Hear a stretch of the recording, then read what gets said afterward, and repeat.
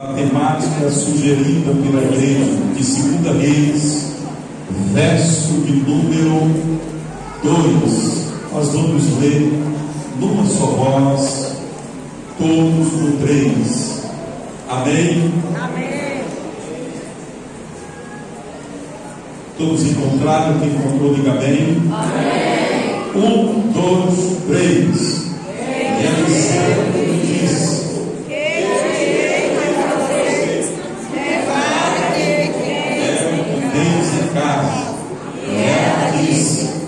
tua serva não tem nada em casa, senão uma botija de azeite. Olhe para essa pessoa que está do seu lado. Olha que espetáculo de obra que Deus fez e colocou nessa noite do seu lado. Olha que coisa linda. Olha para ele, olha para ela e diga: Deus tem uma palavra para a minha vida. Por isso, não me interrompa. Adore. Amém? Pode sentar, irmão. Pode sentar, irmão. Este capítulo 4 de 2 Reis, ele registra 4 milagres que Deus realizou através do ministério do profeta Eliseu. O primeiro milagre, ele está entre os versículos 1 e o versículo 7, que nessa noite é a temática do novo aniversário desta igreja, que é o milagre de fornecimento de dinheiro para uma viúva pobre. O segundo milagre desse capítulo é a ressurreição de um menino que está entre os versos 32 e ao verso de número 37. O terceiro milagre é a purificação de um alimento que se encontrava verdadeiramente de uma comida que estava envenenada. Depois, o quarto milagre é o fornecimento de comida que Deus proveu para 100 homens. Retornando para o primeiro milagre, que é a temática sugerida, e nós estamos muito à vontade, porque no cerimonial de abertura dessa festividade, parece-me que o sermão já vinha todo pronto para que a igreja se deliciasse acerca daquilo que Deus havia preparado para nós.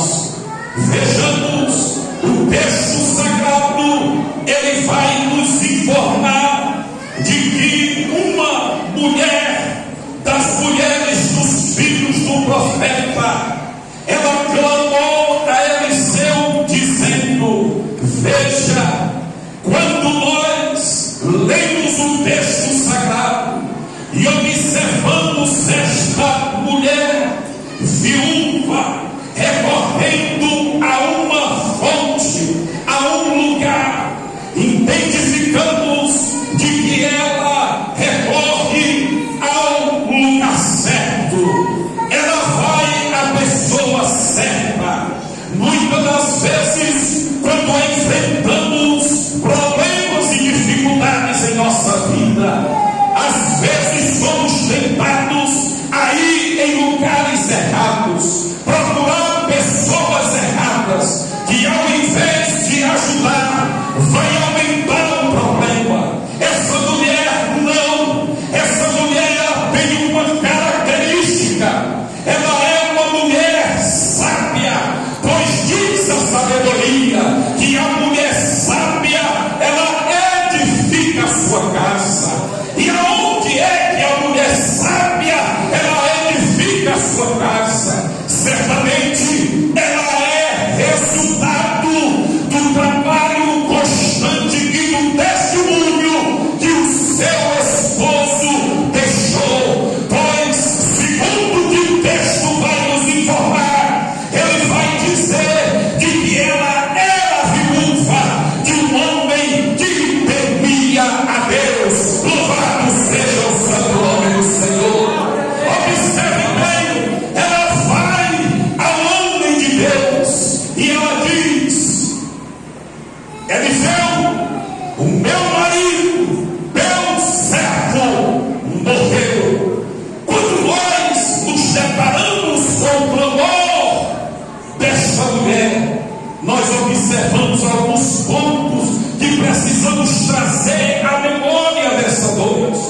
Primeiro, essa mulher, ela vai dizer ao profeta de que verdadeiramente o seu esposo havia falecido. Aquele homem já não estava no mundo dos viventes. Mas pastor, profeta morre. Mas é claro, irmãos, profeta que está revestido do espírito de profecia, ele está cheio de Deus, mas ele não está armado, ou ele não estava armado contra o golpe da morte.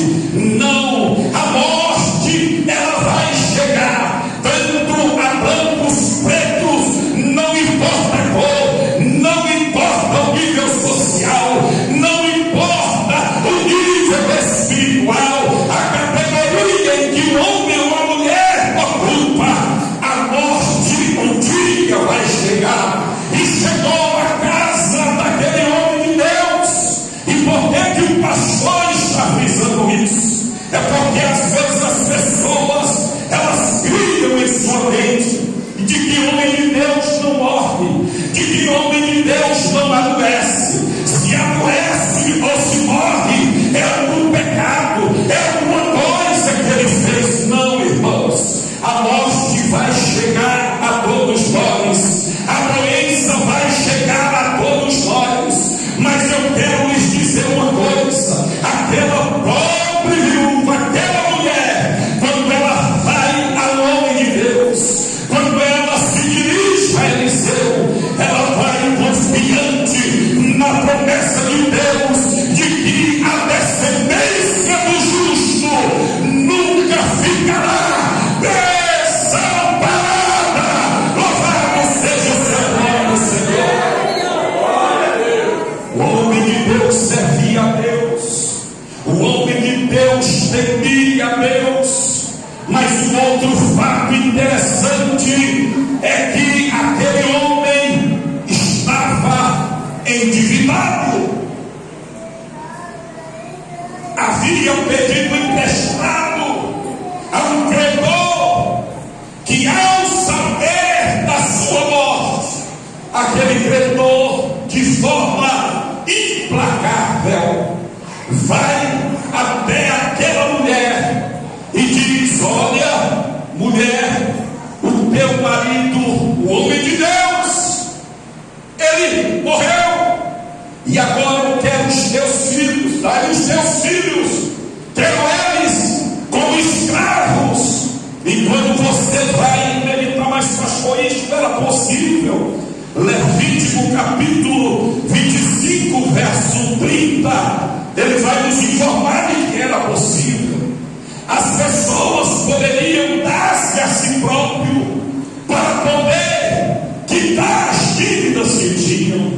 Ela recorre ao nome de Deus, ela vai ao nome de Deus, apesar do credor ser um credor implacável, ser um credor insensível. E a lei, quando você vê o texto, você vai observar de que ela não instruía que aqueles que se tornavam credor de seus próprios povos, eles não deveriam proceder daquela forma. Eles deveriam agir com compaixão, eles deveriam entender aquele momento. No 7º ano, eles deveriam liberar aquele que havia se tornado escravo. Mas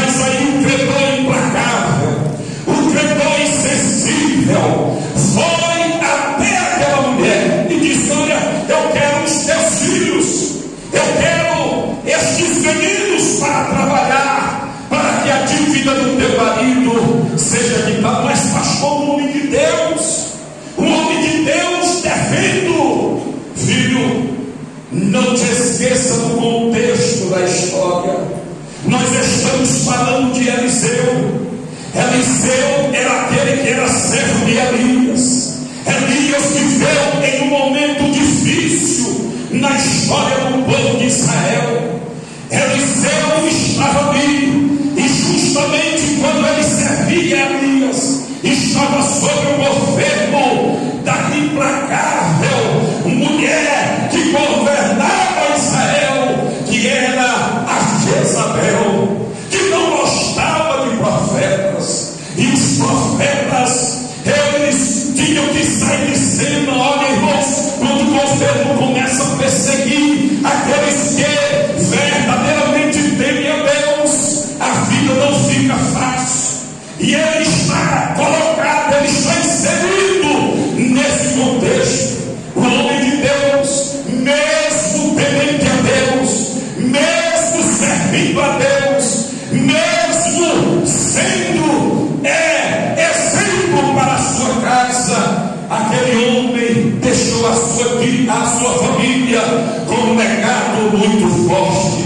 A dívida, o credor, a tristeza da pobre viúva que já havia perdido a sua presença no lar, agora tem que ver os seus filhos sendo levados como escravo.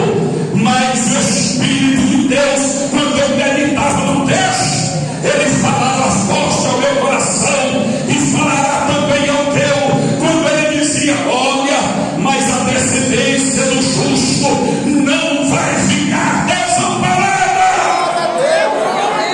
Não ficará desamparada. Jezabel perseguiu Elias.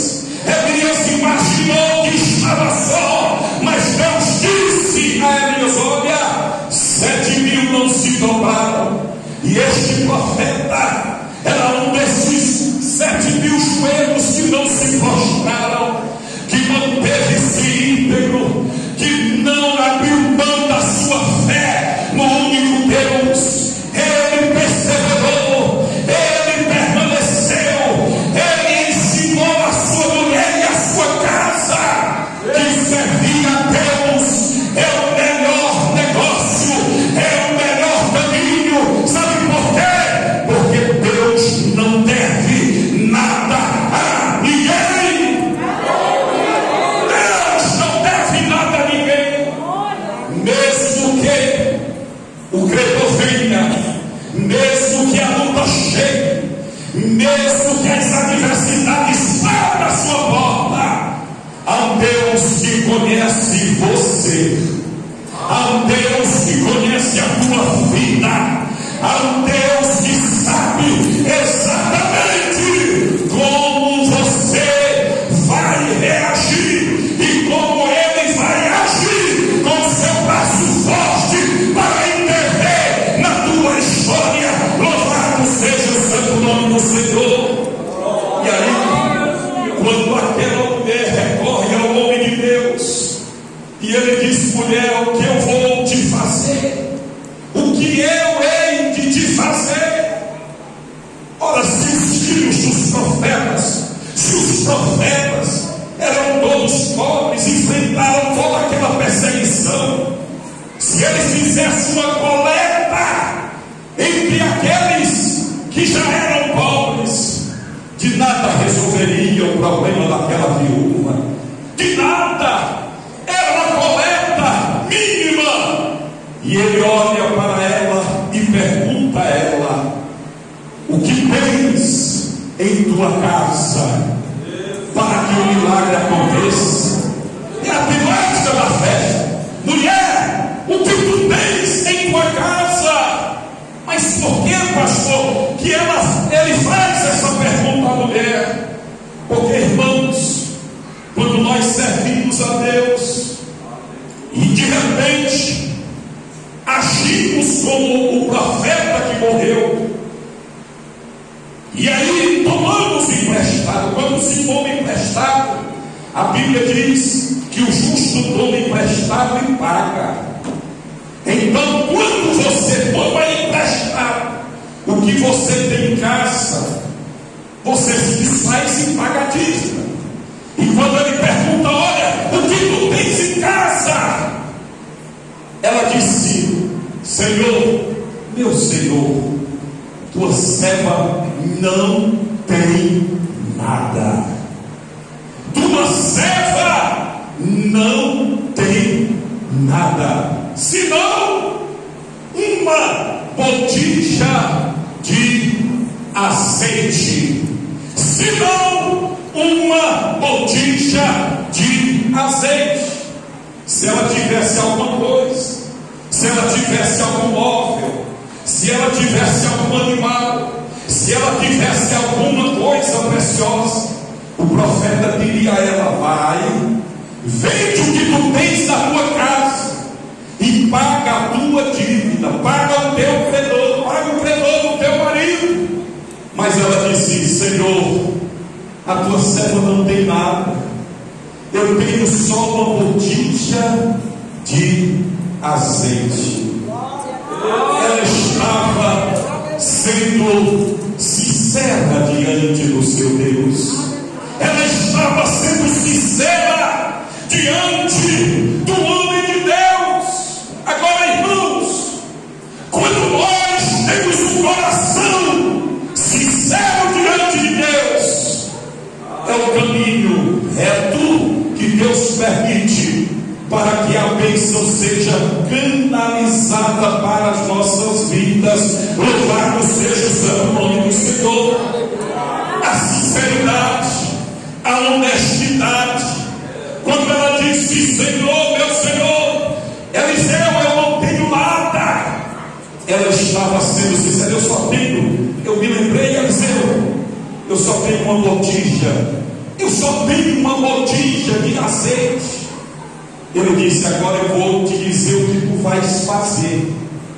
Irmãos, eu, na minha trajetória, já parei de dar muito conselho, porque às vezes as pessoas, quando elas vêm atrás ou em busca de determinadas soluções para as suas vidas, elas não vêm com o intuito de obedecer ao comando, à orientação que é dada. Não, ela vem com o intuito às vezes de fazer aquilo que ela acha que estaria certo, e ela está desejando ardentemente que o que sai da boca do homem de Deus seja aquilo que ela acha que está certo.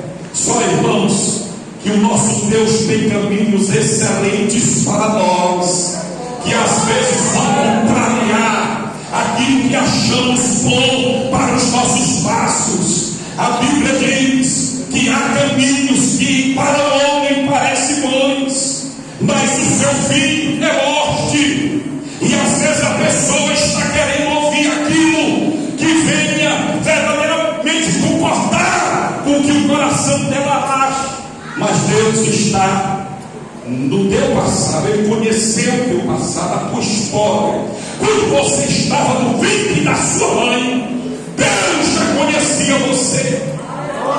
No teu presente, Ele está ali, Ele é o Deus ontem, hoje, e Ele está no teu futuro. Ele sabe o que vai acontecer, Ele sabe o que te espera lá, Ele sabe o melhor caminho para que você possa percorrer e chegar ao lugar que Ele preparou para a tua vida. Ela recorre ao homem de Deus, ela busca a orientação do homem de Deus, e o profeta vai dizer a ela: vai, pega vasos vazios, não poucos, vai lá, pede emprestado. Ora, irmãos, quem já estava querendo pagar uma dívida, e você sabe do que o pastor está falando, dívida é um compromisso sério, e às vezes quando você deve e o credor chega, A vizinhança toda sabe que você está devendo. O cobrador chegou. E quando não é justo, quando não se é homem ou mulher de Deus, ele nem recorre a Deus e nem recorre ao profeta. Você sabe por quê? Porque se recorrer ao homem de Deus, que está com a orientação de Deus, ele vai dizer: paga a tua dívida. O que tu tens em casa não é teu ainda, porque tu estás devendo. Vai lá, paga o que tu deves. Aleluia, aleluia, aleluia. Paga o que tu deves. É assim que o homem de Deus vai fazer.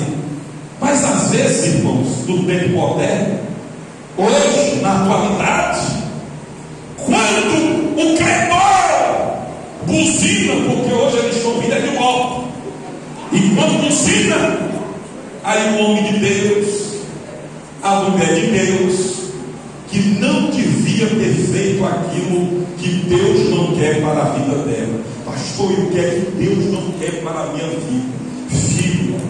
Filho, Deus não quer que você se precipite. Deus não quer que você compre além daquilo que Ele tem provido para a tua vida, para a tua casa. Deus quer que você viva bem. Deus não quer que você estoure o limite do cartão de crédito. Deus não quer isso. Deus quer que você viva em paz, em tranquilidade. Você sabe por quê? Porque aquilo que Deus prometeu a você, braço humano nenhum será capaz de impedir. Quando isso vai acontecer, pastor? Quando o tempo de Deus chegar na tua vida, quando o tempo de Deus chegar na tua vida, nada que Ele prometeu que faria vai ser impedido por braços. Sabe por quê? Porque agindo Deus, não há quem possa impedir. Aleluia! Eita glória! Que tu tens em casa, eu tenho algo que já estou agora. Pega vasilhas, não poucas, vai para tua casa, fecha a porta. Por que fechar a porta? Porque, irmãos, é no secreto, quando as vozes que estão tirando a nossa paz, é no secreto em que você vai trazer. E eu imagino que aquela viúva, ela observava o seu esposo buscando a Deus, orando a Deus, em comunhão com o seu Deus, os seus filhos também. Vejam que eles eram obedientes. Eles saíram com sua mãe pegando emprestado vasilhas, e não eram vasilhas poucas, e trouxeram para a sua casa muitas vasilhas, e entraram e fecharam a porta, como o homem de Deus havia ordenado. E aí, irmãos, o Deus que opera milagre, o Deus que age de forma sobrenatural, o Deus que opera quando ninguém pode mais fazer absolutamente nada. Vou dar a você 3 chaves. Primeira chave aqui: vasilhas. Diga comigo: vasilhas. Vamos lá novamente. Vasilhas. Diga para o seu irmão: vasilhas. Por que, pastor? Não era para complicar o problema, era para resolver o problema. E para resolver o problema, a vasilha tinha que estar vazia. Aleluia. Por que, pastor? Se tivesse cheio, o problema era aumentar. Porque ela, ao invés de pedir vasilhas vazias, pediu vasilhas com azeite. E azeite era a moeda que Deus ia usar de forma sobrenatural para resolver o problema dela. Então a vasilha tinha que estar vazia. Você sabe por que muitas das vezes o milagre de Deus não acontece na nossa vida? Não é por causa das promessas de Deus, não. É por causa da nossa falta de fé em obedecer aquilo que Deus, usando o profeta, está falando aos nossos corações, usando o homem de Deus, está falando às nossas vidas. Às vezes o vaso está muito cheio. Cheio do que, pastor? Cheio de si mesmo, cheio de orgulho, cheio de prepotência, cheio de que ele acha que deva ser do jeito dele. E Deus está dizendo: não é do teu jeito, não é da tua forma, o agir sobrenatural é meu. Louvado seja o santo nome do Senhor. O agir de Deus, a vasilha tem que estar vazia. Se tiver cheia, não vai acontecer milagre. Se a vasilha estiver cheia, não vai acontecer milagre. O problema vai aumentar. Traga as vasilhas vazias. E ele começa a colocar ela começa a colocar o azeite. Escute o que eu vou lhe dizer. Observe bem o texto sagrado. Ela poderia dizer: Senhor, eu vou pegar aquela botija. Ela não questiona. O texto sagrado está dizendo que o homem de Deus disse: olha, eu vou lá na tua casa e vou pegar a botija que você tem e vou derramar sobre as vasilhas vazias. Não. O milagre não acontece dessa forma. Por favor, se ligue no que o Espírito de Deus está falando na tua vida. Por favor. Não era outra pessoa, não era o filho, não era o profeta. Deus queria que ela usasse a botija que ela tinha, a fé que ela tinha, a fé de que o milagre das palavras que o homem de Deus havia lançado sobre a sua vida ia acontecer naquele lugar. Louvado seja o santo nome do Senhor. Eu aprendo uma coisa quando eu leio isso aqui: é que, irmãos, o milagre só acontece quando a gente faz uso daquilo que Deus nos deu. O milagre só vai acontecer quando você começa. Não é outro, não. O Espírito de Deus, você está querendo colocar a responsabilidade para o outro, e Deus está dizendo: é você que tem que fazer o que eu quero que você faça para que o milagre aconteça na tua vida. Aleluia! É você que vai demonstrar sua fé, é você que vai demonstrar sua obediência, é você que vai erguer na tua casa o altar do Senhor. É você que vai dizer: a partir de hoje, com o que eu tenho, eu vou fazer uso, e o milagre vai fluir nos quatro cantos deste lugar. Louvado seja o santo nome do nosso Deus. Ela começa a colocar. Irmãos, é interessante. Agora me diga uma coisa. Imagine qual era a qualidade daquele azeite. Quando eu procuro ver a qualidade daquele azeite, a Bíblia só me traz a recordação lá das bodas de Caná, quando Jesus pega água e transforma em quê? Em vinho. E alguém que experimenta o vinho diz: olha, tem uma coisa errada aqui nessa festa. O cerimonial da festa errou, porque sempre eles colocam o melhor vinho na frente, depois vem o pior. Mas aqui não. O melhor vinho está sendo servido agora. Louvado seja o seu nome. Agora imagine a qualidade daquele azeite. Aí ela pega a vasilha, ela pega o que tem e começa a despejar sobre as vasilhas vazias. E o milagre começa a acontecer. Aleluia. Aleluia. Tem milagre acontecendo. Tem milagre acontecendo. Você já poderia ter feito como alguns fizeram, ter ido embora, ter ido para casa, mas você está perseverando, porque eu sei que dentro do teu coração está dizendo: vem um milagre de Deus acontecendo na minha vida e na minha casa.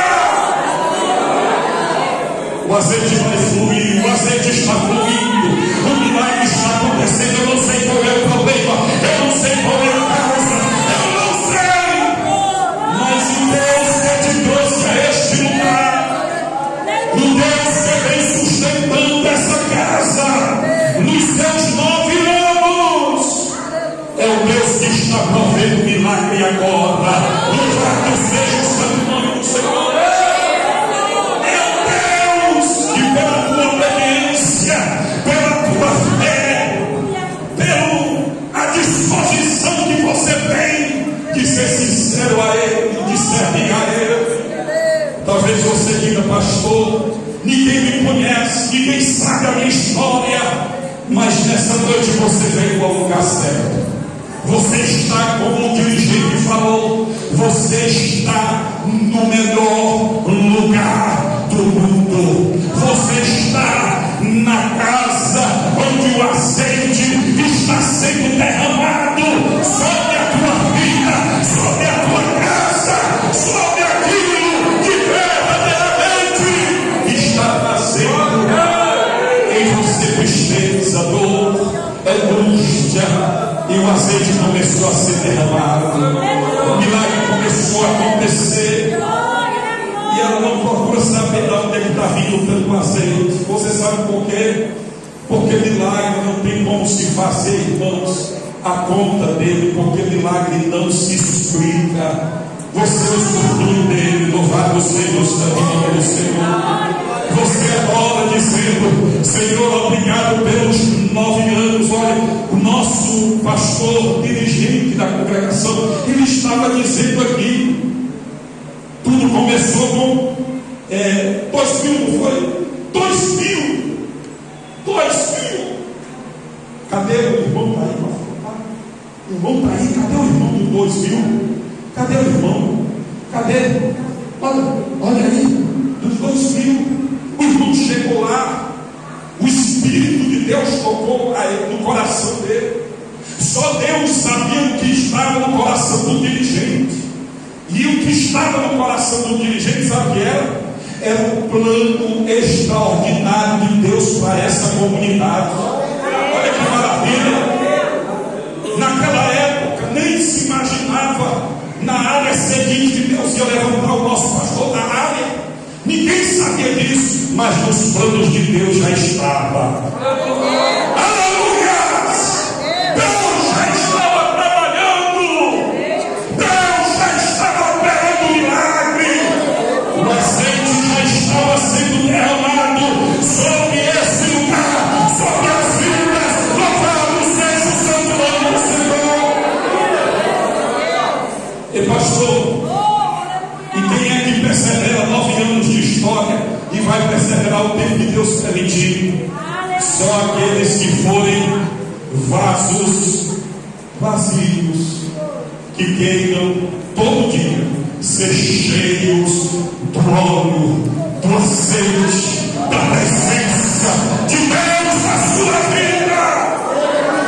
O vaso vazio de si mesmo, do seu orgulho, daquilo que impede o agir de Deus, das suas próprias ideias, dos seus próprios pensamentos.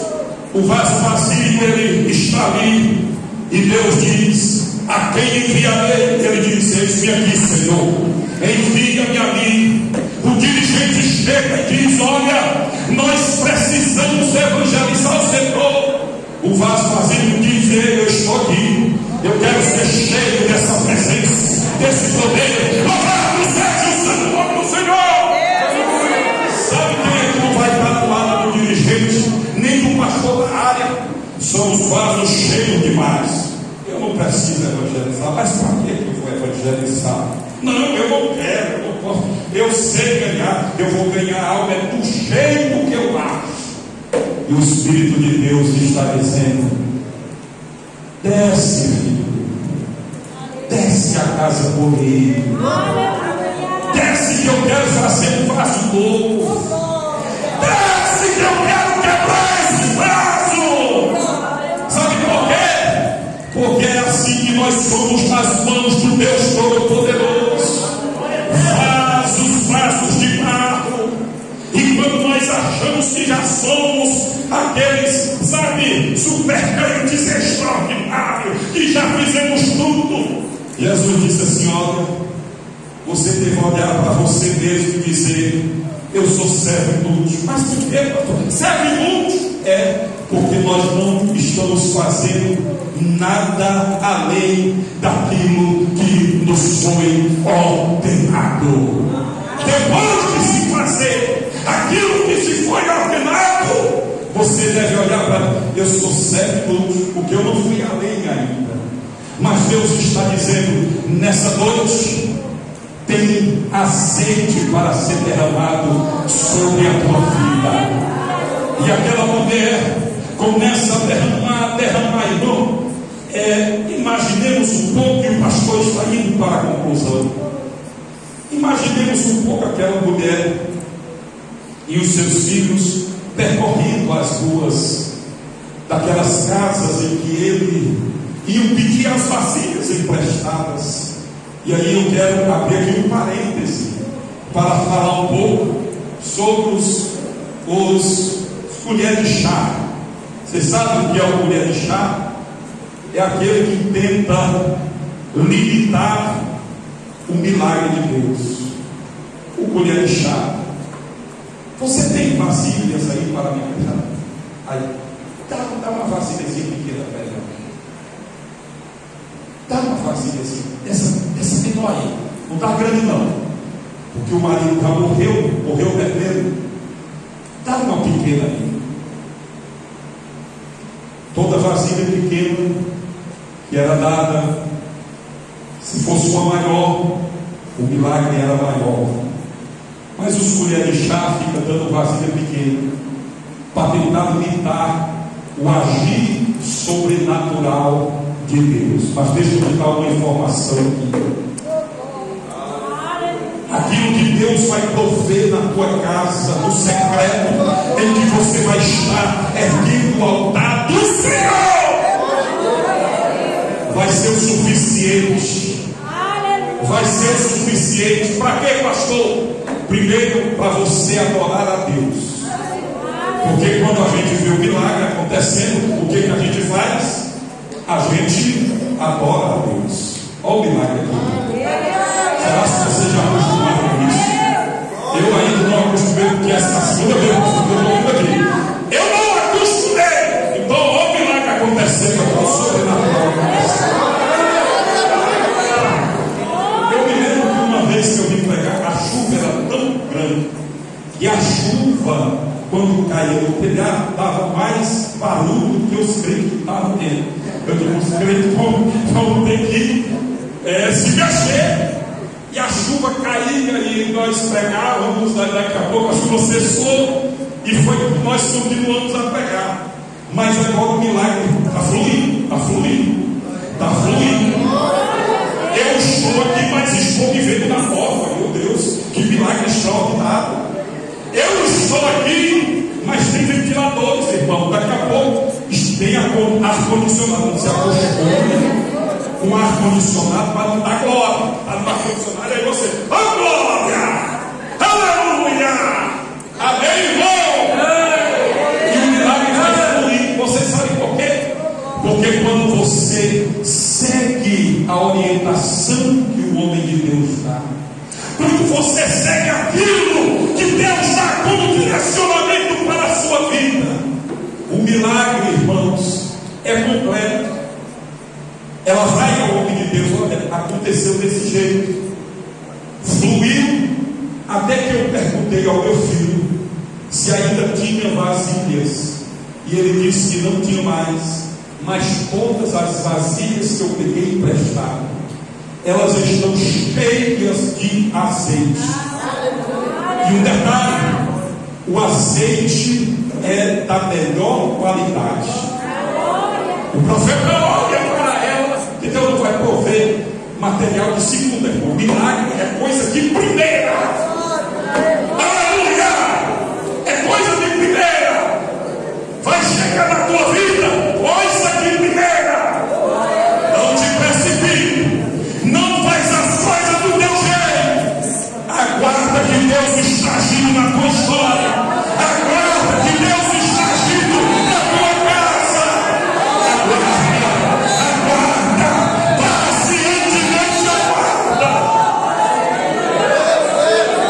O profeta olha e diz a ela: vai lá, vende o azeite. Ela poderia dizer: não, mas eu vou usar o azeite para deixar meu rosto mais brilhando. Eu vou gastar agora com aquilo que me interessa. Dá até para os meus filhos. Não, irmão. Vai, vende o que você recebeu como provisão de Deus. Paga a tua dívida.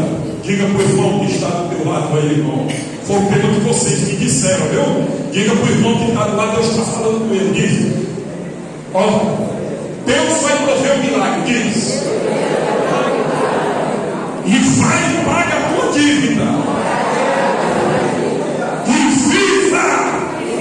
Olha para ele. E viva do que vai sobrar. Aleluia. Quando se vai